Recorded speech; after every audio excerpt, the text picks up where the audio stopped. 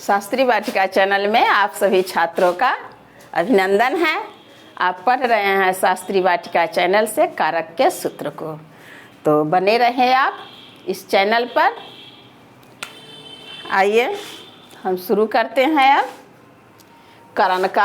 करण कारक के सूत्र हैं। ये करण कारक के सूत्र हैं। इससे पहले हम आपको कर्ता और कर्म कारक के सूत्र पढ़ा चुके हैं इससे अगले वीडियो में।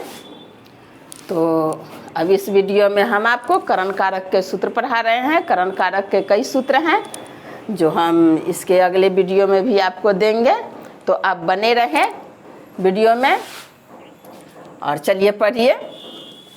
सूत्र का नाम है सहयुक्ते अप्रधाने अथवा सहार्थे तृतीया।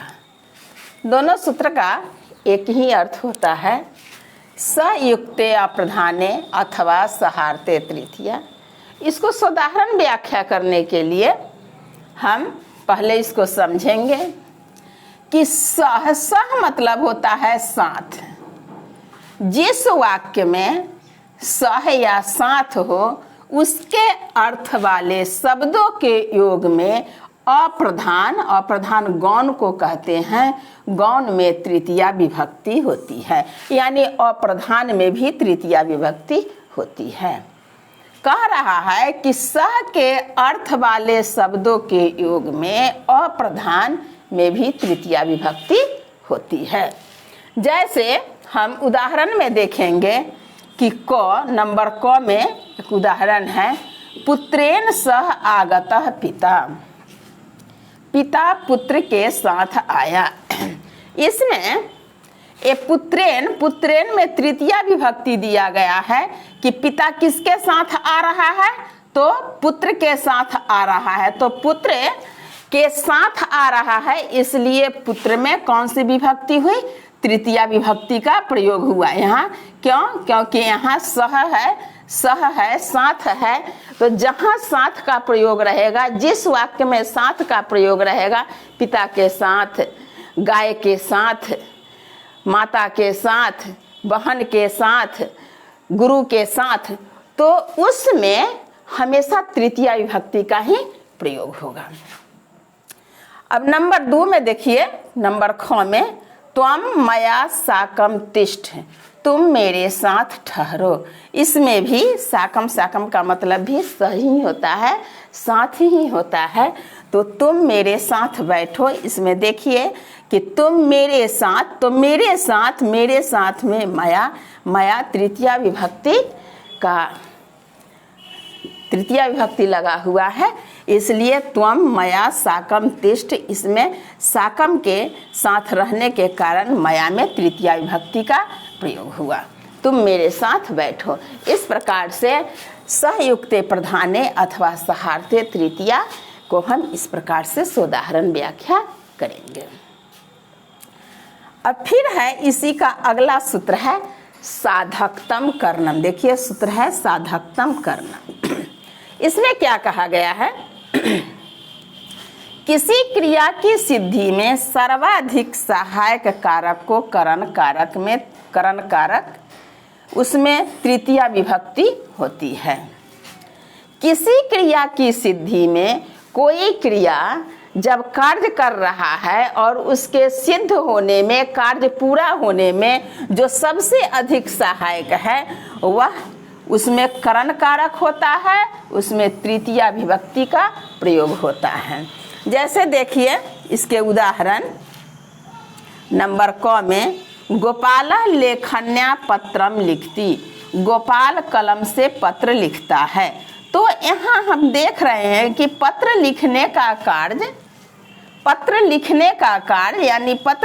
का कार्य संपन्न किससे हो रहा है, कलम से। तो कलम में यहाँ तृतीया विभक्ति का प्रयोग हुआ, लेखन्या तृतीया विभक्ति का प्रयोग हुआ। फिर उसी प्रकार से अगला उदाहरण हम देखते हैं, कृष्ण मुष्टिक ही चाणूरम हतवान। कृष्ण मुष्टिक से चाणूर को मारा। इसमें चाणूर एक राक्षस था। राक्षस का वध कृष्ण किस चीज से किए हैं, तो मुष्टिक से। यानी मुट्ठी से चानूर को मारने का कार्य पूरा हुआ है। तो जिससे कार्य पूरा हुआ है उसमें तृतीया विभक्ति लगी। कृष्ण मुष्टिकई चानूरम हतवान, कृष्ण ने मुष्टिक से चानूर को मारा। तो मारने का काम जो है वह मुष्टिक से हुआ है, इसलिए मुष्टिक में तृतीया विभक्ति का प्रयोग हुआ। अब फिर है करण कारक के अगले सूत्र हैं, इसको देखिए। इत्थम भूत लक्षणे, इसमें क्या कहा गया है कि इत्थम भूत लक्षणे, यह भी करण कारक का ही सूत्र है कि जिस चिन्ह या लक्षण विशेष के कारण कोई व्यक्ति विशेष प्रकार का लगता हो उसमें तृतीया विभक्ति होती है। इसमें कह रहा है कि इत्थम भूत लक्षणे कि किसी को पहचानने के लिए कोई लक्षण से पहचाना जाता है तो उसमें भी तृतीया विभक्ति लगती है। जैसे सह जटा भी तापसः, वह जटा से तपस्वी मालूम पड़ता है। तपस्वी पहचानने का यहाँ कारण क्या हो रहा है, तो उसके पास जटा है। जटा के द्वारा हम उसको देख करके ही कह देते हैं कि यह साधु है, सन्यासी है, तपस्वी है। इसलिए यह व्यक्ति तपस्वी जो मालूम पड़ रहा है वह किस चीज के कारण, तो जटा से। तो जटा में यहाँ देखिए तृतीया विभक्ति का प्रयोग हुआ। फिर अगला उदाहरण है सह पुस्तकेन छात्र प्रतीयते, वह पुस्तक के से छात्र मालूम पड़ता है। उस बच्चे के हाथ में पुस्तक है जिसके कारण हम पुस्तक देख करके कहते हैं कि यह कोई छात्र होगा, पढ़ने जा रहा होगा। तो यह छात्र पहचानने का कारण क्या हो रहा है, पुस्तक। तो पुस्तक में देखिए यहाँ पुस्तकेन में तृतीया विभक्ति का प्रयोग हुआ।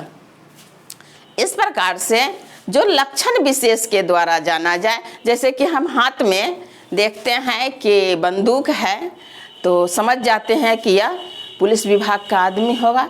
तो वह व्यक्ति जो है बंदूक के कारण पुलिस प्रतीत हुआ।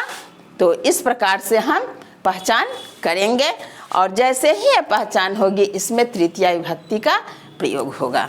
इस प्रकार से एक करण कारक के सूत्र हुए, इसके और सूत्र बचे हुए हैं, इसको हम आपको अगले वीडियो में देंगे। इसलिए आप शास्त्री वाटिका चैनल पर बने रहें और पढ़ते रहें।